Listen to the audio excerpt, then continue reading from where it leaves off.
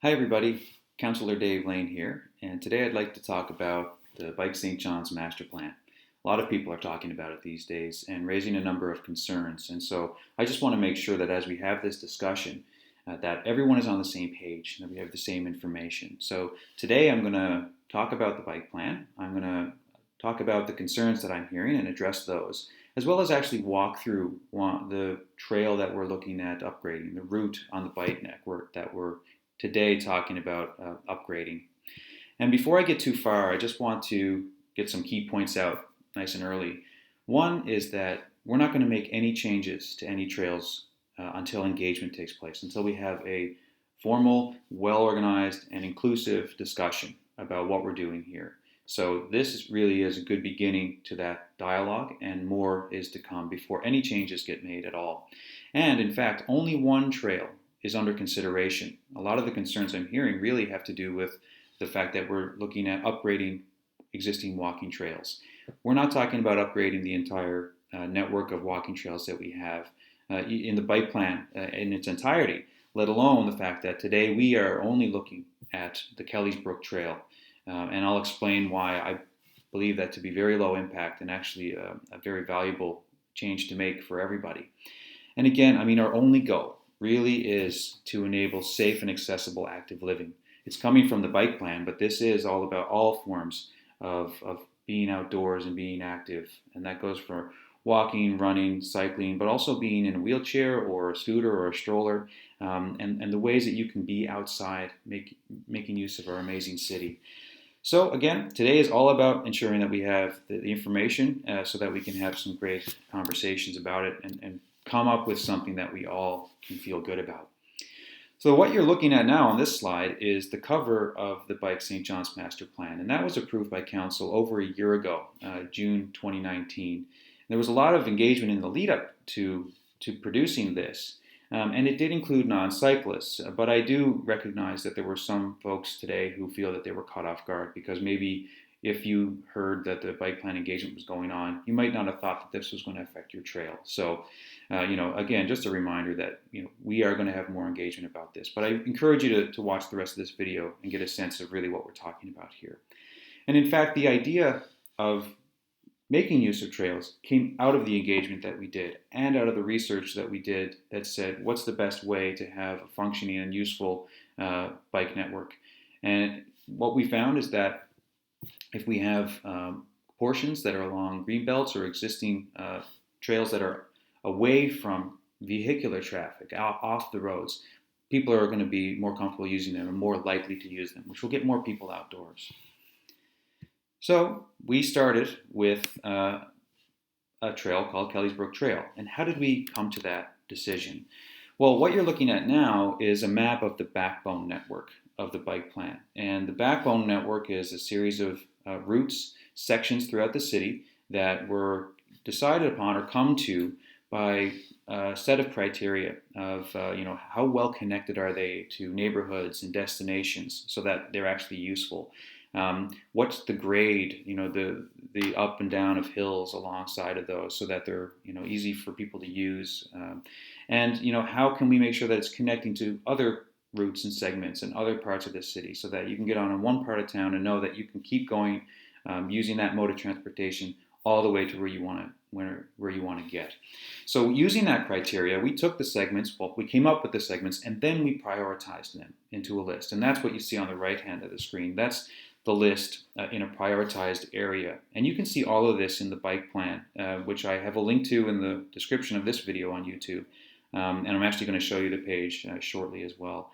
And at the top of that list, I've mentioned it, is Kelly's Brook Trail. And it's a great starting point, not just for the reasons that I mentioned about it being connected and easy to use. It's also got a number of characteristics along the length of it, which will give us the opportunity through our engagement and detailed analysis of that trail before we make any changes, that will give us a good sense of what it's going to be like to address all the other segments in the network. So I'm actually going to take you through that, and I'll explain what I mean by that shortly. But just before I go much further, I do want to address the main concerns that I'm hearing about the bike plan right now. And the first one I've already talked about as engagement. A lot of people have been saying publicly and to me that they feel that they haven't been engaged on this. And, we did do extensive engagement. I've said it before, obviously, and we actually had major surveys done, and we made a great effort. So there was no intent to not involve people. That's the first important point. But we are going to do more engagement before we make any changes. And I've said that it's so important that I make that clear. Nothing's happening until you have an opportunity to talk about this and influence what happens. Now, again, most of the concerns I'm hearing are coming from the fact that we're looking at changing walking trails. I've already spoken to this a bit in this video. We're not looking to change many trails, certainly not all of them. And right now we're only talking about one walking trail. And, the other concerns there will give you a sense as I answer them that we're not looking to make major changes. No one is looking to destroy anything, ruin anything. And I'll start with the trail surface. That was the first concern I actually heard about over a year ago. It was that a lot of folks didn't like the idea of paving the trails with asphalt. Now, that decision is not finalized. We can still have a conversation about that. But asphalt is recommended highly for a number of reasons. The main one being accessibility. Gravel trails are not a great surface for a number of users. Even people who walk but might not be as steady on their feet can trip in the gravel or not walk as smoothly as they would like to. But we were talking about wheels. Now, obviously, coming from a bike plant, we would want to have asphalt. And believe it or not, you might think of a road with cars on it as getting potholes and falling apart and being very expensive to maintain. It's different when you're talking about a shared use trail. The impact of the people using it is much lower than trucks and cars. And so it's actually cheaper and easier to maintain that. Because if you think about a gravel trail, if we have one heavy rain, it can wash out. You can get big divots in it from rain and things like that. So when we looked at the surfaces we can use, we want as many people to make use of our amenities as possible. So if you're in a wheelchair, if you're using a stroller and you want to get your family out, your little kid will only go outdoors if you can use his scooter. That's what we're thinking about. And so pavement is highly recommended, but we will talk about that as we engage. And then people think about user safety. And I know there's a lot of people using our walking trails now who are fearful of cyclists speeding past them on narrow trails. And really, right now, narrow trails are more dangerous if a cyclist or even a runner, say, or a dog walker uses it, because people can bump into each other on those narrow pathways. So first of all, we talk about paving it to make it safer so that you don't get washout and whatnot. But also we're talking about widening. And I've heard that a lot too. When we widen the trails, we're talking about putting 2 lanes so that people can safely be next to one another at different speeds. We're still going to have a lot of education and rules about respectful use of these trails. These trails aren't going to be used for cyclists who are training to be in a race or racing to get to work on time. This is more about recreation, being active. And if you want to race, there's other places you can do that.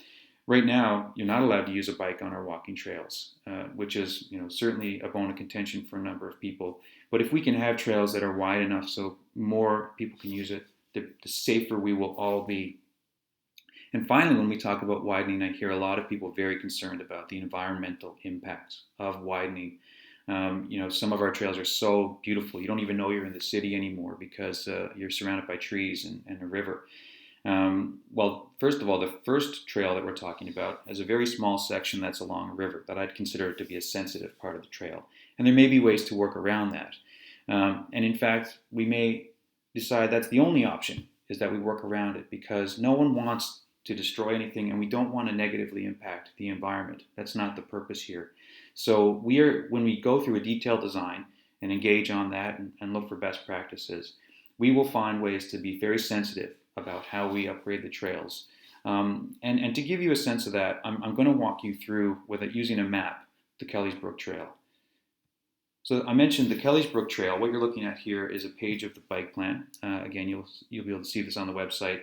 And it came to the top for the reasons I've mentioned. And really, if you look at the photos that we've taken at the bottom of this page, that reflects the majority of the trail that is actually walking trail right now. There's a few sections that we will have to use, upgrade some sidewalks on back streets. And there is a section on a river, which I'll talk about briefly as well. But for the most part, you're not going to see a whole lot of impact from widening. It's already quite wide. And so let's actually take a look at that trail. So the first thing I'll show you is that we've got, this is the page I've mentioned a few times that you can get to by going to engagestjohns.ca. That's our engagement website. There's a lot of conversations happening. If you go there today, engagestjohns.ca, and sign up, you'll be notified when we're going to have more engagement on this. And you'll be able to read documents such as this one. So the first one at the top of this list is the Bike St. John's Master Plan. You've seen the cover of that. I've shown it to you in the page we just looked at. But I'm going to go to the first preliminary alignment, which is the first proposed map of our Catalyst project, the Kelly's Brook Trail. So if I look at that now, this is what it looks like here. And what this document does is it takes step by step the trail, and it's proposing through engineering designs, high-level engineering designs, what would be required to widen and add buffer along the trails. And this is where I think a lot of concern is coming from, because it looks like we're going to be cutting into rivers and cutting down trees and whatnot. But that's what I'd like to talk about today. And just quickly, if you look in the top left, excuse me, each of those squares is a section on a different page of that document. So it really does go step by step through the trail. Now, the background of it is a bit faded and it's hard to see. So what I'm also going to do, so I encourage you to look at this document, but I'm going to go head over to Google Maps now and show it to you so you can get a sense of the context of what we're looking at in the city. So the trail that we're talking about, Kelly's Brook Trail, goes from that Dominion, the old stadium on Kingsbridge Road, and it travels through what we'll refer to as a green belt. A lot of existing infrastructure is along here. I'll zoom in a bit in a moment. It passes by the RE/MAX Center, which is there at the end of Bonaventure Avenue. And what you'll see is we're just passing by so many ball fields, which reflects the green space and active recreation facilities that we have. And there's trails that go all the way down here, and then it's going to pass right by the St. John's Farmers Market, which is a great destination that we're trying to encourage people to use. It's helping small businesses to sell their wares. And it passes through Wishing-Well Park and the Powerplex all the way to Columbus Drive. And Columbus Drive, as you may have noticed, has a wide trail along the side of it, which was part of the original bike plan, one of the very few pieces of infrastructure that got developed there. And so it's actually connecting to an existing trail, which extends the usefulness of this trail. So if I just zoom in a bit, I'm going to go back to the top there near the Dominion at the beginning. And this is really the sensitive part that I think I'm hearing a lot of concerns about, is that we're talking about going alongside the Rennies River Trail. And this is something that I know people are concerned about because of the environmental impact and the narrowness of the trail. But as we get into the detailed design, the map I just showed you before is a high level. As we get lower level and we talk about the details, we can talk about solutions to that. Is there a way to maybe bypass it by going on the street? Again, doing it safely and in a way that is appropriate from an engineering perspective. But even once we get past that section, you can see we don't follow the rest of the Rennies River. There is another trail plan proposed for that. That's a discussion for another time, whether we even pursue that, let alone ways to mitigate impact. It actually comes down into the Kelly's Brook Valley. And so you pass by the ballparks here, St. Pat's Ballpark, and you go into really where Kelly's Brook Trail begins, which is a bit of a valley here. And one thing you'll notice is that it's close to a lot of neighborhoods, densely packed neighborhoods. You're near the Churchill Square. You're near the schools, like Holy Heart, for example, and Brother Rice. And it brings you past, I've mentioned already, just the number of outdoor recreation facilities is amazing. And the whole point really is to get people outdoors, and you're more likely to get out if you're nearby it, so the neighborhoods that are near it are useful, as well as it brings you places. And it can even bring you, if not to go to play some tennis or to play some soccer or some cricket, it actually passes through where a number of university students are playing cricket nowadays. You could actually go to Memorial University. A lot of people work there, a lot of people study there. So this is the whole point of doing the Kelly's Brook Trail. And it's something that I think, if we take a moment to think about it, is hugely valuable, not just for people who are riding a bike, but for anyone who wants to be outdoors and moving around. So, that's a walkthrough of what we're talking about today, and it's so important that we have more consultation on this. Not just so that, from my perspective, I want more people to understand what we're trying to achieve here and really the incredible value that we could see from it. But also, I know that there are so many concerns that people want to bring to the table and influence what changes are made to infrastructure that we already value so much. So with that said, thanks so much for listening today. And just some final thoughts, and really they're just reminders. No changes are going to be made to any trails until we've had that conversation that I talked about. We need your input, and we're going to be basing any decisions on that input. And it's only the Kelly's Brook Trail right now. Not all the trails, very few right now are being considered for any changes. Let's remember that our goal here is to provide safe and accessible active living to all residents and anyone that wants to be outdoors. And it's going to be such a huge benefit to everybody to have this type of amenity here in the center of our city. And if you want to learn more, you can certainly reach out to me on council, any counselor. But EngageSt.John's.ca is an excellent resource to learn more about the bike plan and many other issues that are ongoing in the city, and to share your voice. And you can sign up, and when you sign up, you'll receive notifications via email so that you don't get left out of the conversation and that you're aware of what's going on. So again, thank you. I hope that this helps you understand the context of the discussion we're having, and I look forward to the conversation going forward. Thanks.